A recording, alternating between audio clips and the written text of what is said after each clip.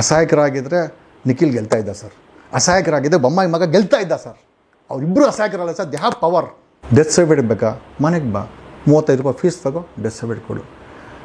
ಮನೇಲಿ ಮಗು ಹುಟ್ಟಿದ್ಯಾ, ಹಾಸ್ಪಿಟ್ಲಲ್ಲಿ ಮಗು ಹುಟ್ಟಿದ್ಯಾ, ತಗೋ 10 ರೂಪಾಯಿ.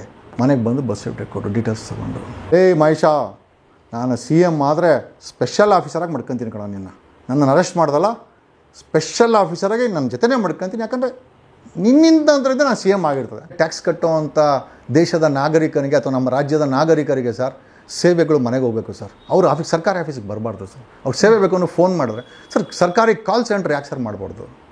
ಮಂಡ್ಯದವ್ರಿಗೆ, ಮಂಡ್ಯದ ರೈತರುಗಳಿಗೆ, ಮೈಸೂರು ರೈತರುಗಳಿಗೆ ಮೋಸ ಮಾಡಿ ಕಾವೇರಿ 5th ಸ್ಟೇಜ್ ಅಂತ ತಗೊಂಬಂದು ಜನಗಳು ಕೊಡ್ತೀನಿ ಅಂತೇಳಿ ಬಿಲ್ಡರ್ಗಳಿಗೆ ಮಾರ್ಕೊಂತಾರ ಅಂತ ಹೊಲಸು ರಾಜಕಾರಣಿಗಳಿಗೆ ಸರ್ ಯಾವತ್ತಾದರೂ ಒಂದು ಬೀದಿನಲ್ಲಿ ಜನಗಳು ಜನಗಳು ಲೆಕ್ಕಾಚಾರ ಕೇಳುವಂಥ ಸಮಯ ದೂರ ಇಲ್ಲ ಸರ್. ನೀವು CM ಯಾಕೆ ಆಗಬೇಕು, ಆದರೆ ಏನು ಮಾಡ್ತೀರಾ ಸರ್? CM ಸರ್ ಇವರೆಲ್ಲ ಈ ಉಸಿರು ಒಳ್ಳಿಗಳು ಕೆಲಸ ಲೂಟಿ ಮಾಡಿದ್ರೆ ಕೆಲಸ ಮಾಡಿದ್ದಾರೆ ಸರ್. ಈಗ 40% ಆರೋಪ ಹೋಗಿ 50% ಬಂತು ಸರ್. ಈ ಥರ ಆದರೆ ಸರ್ ನಾವು ಯಾರ ಮೇಲೆ ನಿಂತ್ಕೊಬೇಕು ಸರ್? ಅಲ್ಲಿ ನೋಡಿದ್ರೆ ಕಾಶ್ಮೀರಲ್ಲಿ ಸ್ವಿಟ್ಜರ್ಲ್ಯಾಂಡ್ಗೆ ಹೋಗ್ಬೇಡ ಅಂತ ನಾವು ಕಾಶ್ಮೀರ್ಗೆ ಹೋದ್ರೆ ನಮ್ಮ ಜನ ಅಲ್ಲಿ ಸತ್ತು ಬರ್ತಾರೆ ಸರ್. ಇಲ್ಲಿ ನೋಡಿದ್ರೆ ಭ್ರಷ್ಟಾಚಾರ ನಡೀತದೆ, ಬೆಲೆ ಏರಿಕೆ ಆಗ್ತಾ ಇದೆ sir.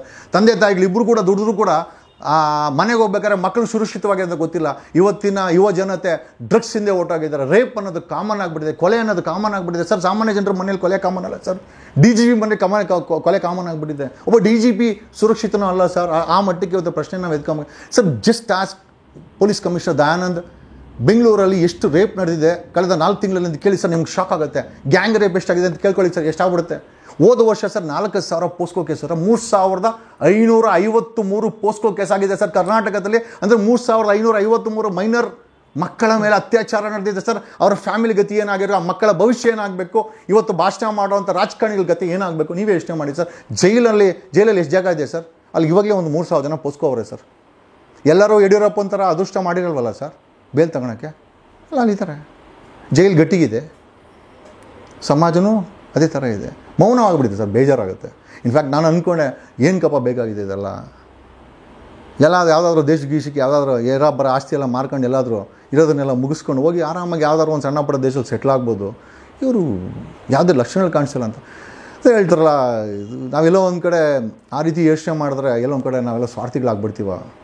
V have seen people like Gandhi, people like Patel, Ambedkar ಅವರು ಆ ಅಸ್ಪೃಶ್ಯತೆ ವಿರುದ್ಧ ಹೋರಾಟ ಮಾಡಿ ದೇಶಕ್ಕೆ ಸಂವಿಧಾನ ಕೊಟ್ಟು 78 ವರ್ಷ ಆಗಿದೆ. ನಾವು ಓಡೋಗ್ಬಿಟ್ರೆ ಸರ್ ಅವ್ರು ಕೊಟ್ಟಿರೋದಕ್ಕಾರ ಮರಿದಿಬಿಟ್ಟು ಅವ್ರ ಋಣ ಒಂಚೂರು ಸಣ್ಣ ಮಾಡಿ ತೀರಿಸ್ಬೇಕಲ್ಲ ಸರ್. ಅದಕ್ಕೆ we have become strong sir. We have become strong. ನಾನು ತುಂಬ ಗಟ್ಟಿಯಾಗಿದ್ದೀನಿ, ತುಂಬ ದೊಡ್ಡ ಬದಲಾವಣೆ ನನ್ನಲ್ಲಿ ಮಾಡ್ಕೊಂಡಿದ್ದೀನಿ. ಆಮೇಲೆ ಪಟ್ಟಂತೂ ಬಿಡಲ್ಲ ಸರ್, ಪಟ್ಟಂತೂ ಬಿಡಲ್ಲ. ಅದು ಮೆಕ್ಯಾನಿಸಮ್ ಇನ್ನು ನಾನೇನು ಬದಲಾವಣೆ ಆಗಬೇಕಲ್ಲ ಸರ್. ಸರ್ ಆರೋಪ ಬಂದಿದ್ದು DK ಶಿವಕುಮಾರ್ ಮೇಲೆ, ಸತೀಶ್ ಜಾರಕಿಹೊಳಿ ಮೇಲೆ, ರಾಮದಾಸ್ ಮೇಲೆ ಸರ್, ನನ್ನ ಮೇಲೆ ಅಲ್ಲ ಸರ್. ಅಲ್ಲ ಸರ್, ಮತ್ತೆ ನೀವು ಮಾಡಿದ್ದೀರಿ ಹಂಗಾರೆ ಮತ್ತೆ ಅವ್ರ ಮೇಲೆ 40% ಅಂತೇಳಿ ನೀವು ಇನ್ನೊಂದು ಮಾಡ್ಕೊಂಡಿದ್ದ ಸಂಘ. ನಿಮ್ಮನ್ನು ಯಾರೋ ಕೇಳಬಾರ್ದ? ಕೇಳ್ಬಿಟ್ಟು ಜೈಲಿಗೆ ಹಾಕ್ಬಿಡ್ತೀರಾ?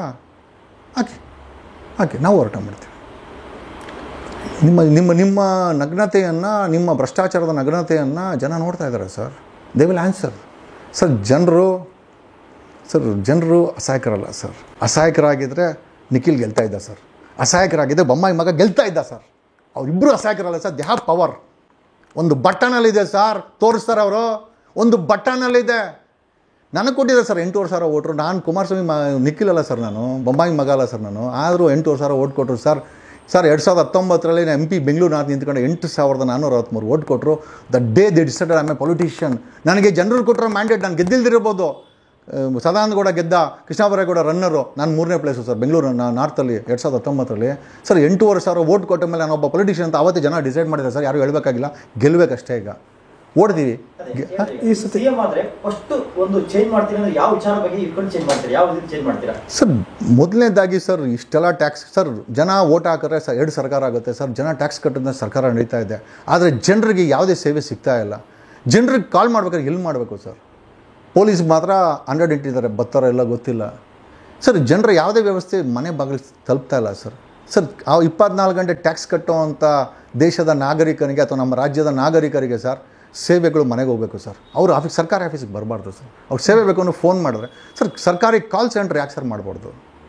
Why not A call centre of Karnataka ಸರ್ಕಾರ ಕಾಲ್ ಸೆಂಟ್ರ್ ಯಾಕೆ ಸರ್ ಮಾಡಬಾರ್ದು? DL ಬೇಕಾ? ಕಾಲ್ ಮಾಡು, DL ಮನೆಗೆ ಬರು. ಡೆತ್ ಸರ್ಟಿಫಿಕೇಟ್ ಬೇಕಾ?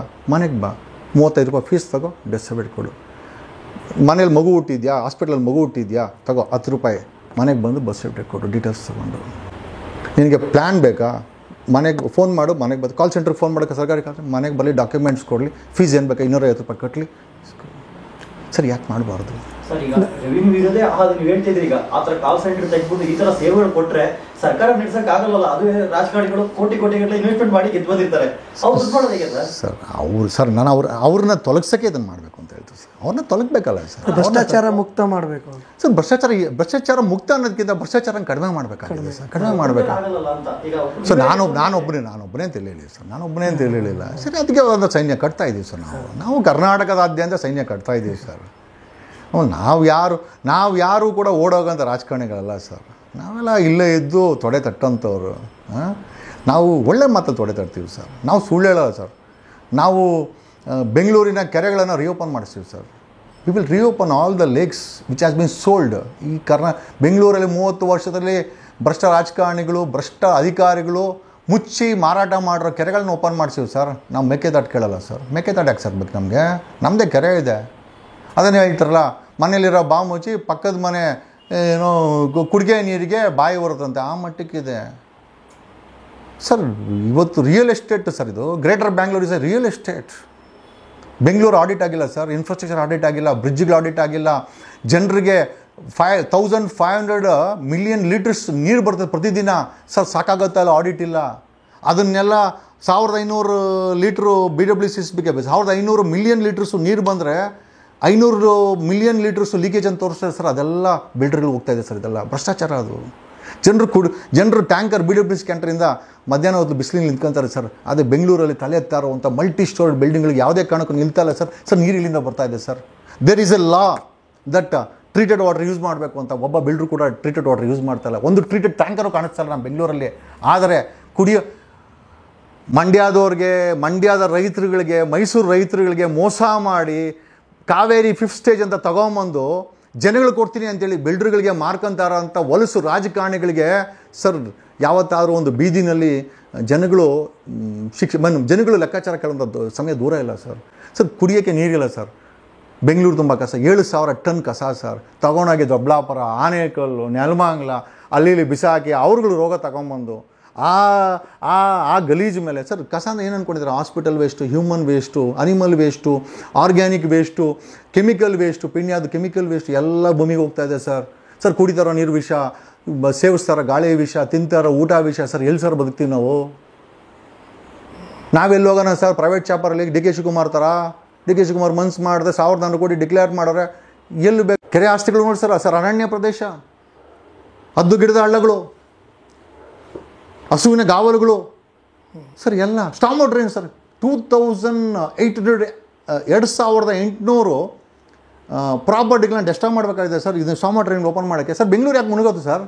ಸ್ಟಾಮೋ ಡ್ರೈನ್ ಮುಚ್ಚಾಕಿದ್ದಾರೆ, ಕೆರೆಗಳನ್ನ ಮುಚ್ಚಾಕಿದ್ದಾರೆ ಸರ್. ಬೆಂಗಳೂರು ಮುರಿದು ಸರ್. ಅರ್ಧ ಗಂಟೆ ಮಳೆ ಬಂದರೆ ಬೆಂಗಳೂರು ಮುಳುಗೋಯ್ತು.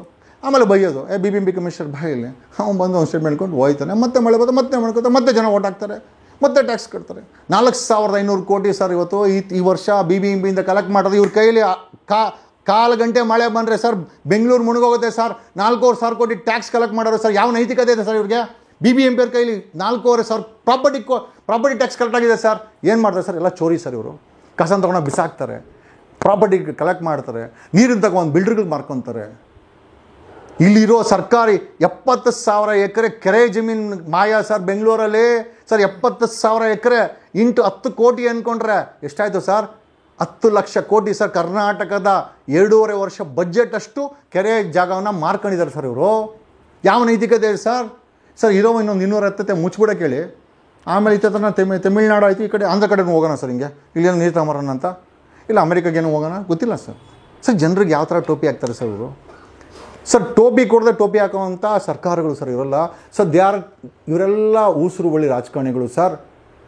ತಮ್ಮ ಪ್ರಜಾತಂತ್ರ ಅನ್ನೋ ಹೆಸರಲ್ಲಿ ವಂಶಗಳನ್ನು ಬೆಳೆಸ್ತಾರೆ ಸರ್. ಸಿದ್ದರಾಮಯ್ಯ ಯತೀಂದ್ರ, ಯಡಿಯೂರಪ್ಪ ಮಗ, ಡಿ ಕೆ ಶಿವಕುಮಾರ ತಮ್ಮ, ಲಕ್ಷ್ಮೀ ಹೆಬ್ಬಾಳ್ಕರ್ ಮಗ, ಸತೀಶ್ ಜಾರಕಿಹೊಳಿ ಮಗಳು ಪ್ರಿಯಾಂಕಾ, ಈಶ್ವರ್ ಖಂಡ್ರೆ ಮಗ. ಏನು ಸರ್ ಹಿಂಗೆ ಬನ್ನಿ? ಎಲ್ಲಿದೆ ಸರ್? ಬರೀ ವಂಶ ಹಂಗಾರೆ ಯಾರೂ ಬರಬಾರ್ದು. ಹಂಗಾರೆ ನಮ್ಮಂಥವ್ರು ಪ್ರಶ್ನೆ ಮಾಡಿದ್ರೆ ಅವ್ರ ಮೇಲೆ ಯಾವುದನ್ನ ಪೊಲೀಸವ್ರನ್ನ ಬಿಟ್ಟು ಹಾಕ್ರೆ ಒಂದು 3 ತಿಂಗಳು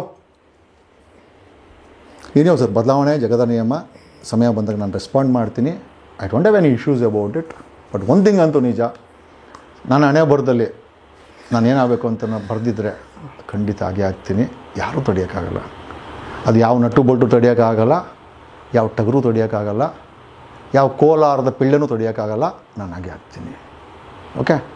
ಆಮೇಲೆ I thank the people who prayed for me. Definitely ನನಗೆ ಜನ 3 ದಿವಸದ ಮೊಬೈಲ್ ಆಗಿದೆ ಸರ್, ನಾನ್ ಸ್ಟಾಪ್ ರಿಂಗ್ ಆಗ್ತಾಯಿದೆ. ಪಾಪ ಜನ ನೊಂದಿದ್ದಾರೆ. ಎಷ್ಟೋ ಜನ ನನಗೆ ಪ್ರೇಯರ್ ಮಾಡಿದ್ದಾರೆ ಸರ್ ನಾನು ಆಚೆ ಬರಲಿಕ್ಕೆ. ನೀವೇ ಕೇಳೋದು ಧ್ವನಿನೇ ಇಲ್ಲ ಅಂತ. ಸೊ ನಿಜವಾಗ್ಲೂ ನನಗೆ ವರ್ಕ್ ಆಗಿದ್ದು ಪ್ರೇಯರ್ಸ್ ಸರ್. ಮೋಸ್ಟ್ ಪ್ರಾಬಲಿ ಬೆಳಗಾಮಲ್ಲೋ, ಧಾರವಾಡದಲ್ಲೋ, ಮೈಸೂರಲ್ಲೋ, ಮತ್ತೊಂದರಲ್ಲೋ ಎಲ್ಲೋ ಕೂತ್ಕೊಂಡು ಯಾರೋ ಮಾತಾಡ್ದೆ. ಒಂದು ವಕೀಲ್ ಸಾಬ್ ಇದ್ನಲ್ಲ ಮಾತಾಡ್ತಾ ಇದ್ನಲ್ಲ ಬಳ ಅಂತ. ಎಲ್ಲೋ ಹೋಗ್ಬಿಟ್ಟಾಗರು ಏನೋ ಒಂದು ಗಲಾಟೆ ಆಯ್ತಂತೆ, ಎಲ್ಲೋ ಹೋಗ್ಬಿಟ್ಟಮ್ಮ ಹಿಂಗೆ ಆಗ್ಬಿಡ್ತಲ್ಲ ಅಂತ. ವಾಪಸ್ ಬರಲಿನಪ್ಪ ಅಂತ ಎಷ್ಟು ಜನ ಬೇಡ್ಕೊಂಡ್ರೋ ಗೊತ್ತಿಲ್ಲ ಸರ್. ಅವರೆಲ್ಲರಿಗೂ ನನ್ನ ಧನ್ಯವಾದಗಳು. ಬೇಡ್ಕೊಂಡಿದ್ದವ್ರಿಗೂ ಧನ್ಯವಾದಗಳು. ನನ್ನನ್ನು ಫಿಕ್ಸ್ ಮಾಡಿದವ್ರಿಗೂ ಧನ್ಯವಾದಗಳು. ನನ್ನ ಇನ್ನೂ ಗಟ್ಟಿ ಮಾಡಿದ್ದೀರ. ನನ್ನ ಕನಸುಗಳಿಗೆ ಒಂದು ಗಟ್ಟಿ ಬಂಡೆಯನ್ನು ನಾನು ಸೃಷ್ಟಿ ಮಾಡಿದ್ದೀರ. ಆ ಬಿಕಮ್ ಬಂಡೆ. ನಾನು ಬಂಡೆನೇ. ಏನು ಶೀಲ ಆಗ್ತೀನಿ ಅಂತ ಆಮೇಲೆ ಹೇಳ್ತೀನಿ.